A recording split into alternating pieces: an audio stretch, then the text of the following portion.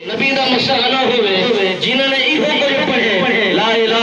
الا اللہ محمد رسول اللہ مالک بے نیاز نے جملے دی برکت دی طرف فرمائی ہے نہ اندے رنگ کو نٹھاوے دے نہ اندی برادری کو نٹھاوے دے نہ اندے قبیلے کو نٹھاوے دے نہ اندے تعلق کو نٹھاوے دے نہ اندے مال کو نٹھاوے دے بلکہ اندے جملے کو نٹھاوے دے کہ وہ پڑھے لا الہ الا اللہ محمد رسول اللہ ایک کلمے سونے دی برکت دی اتنا ہے جتا پڑھ کے وہ باندے وہ جگہ بھی منور تھی ویندی ہے اور جسم بھی منور تھی ویندے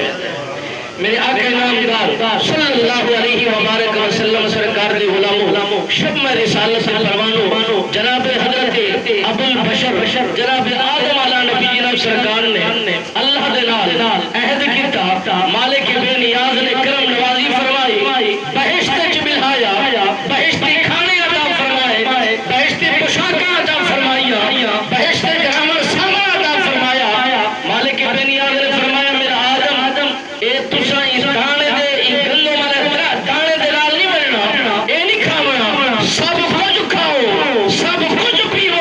سب کچھ استعمال کرو تو کوئی اجازت ہے جو کھاسو نور برسی جو پیسو وہ واسطے شفا برسی جو استعمال کرسو راہ ہدایت برسی مگر ایک گندم نہیں کھاونی اے دانا نہیں کھاونا اے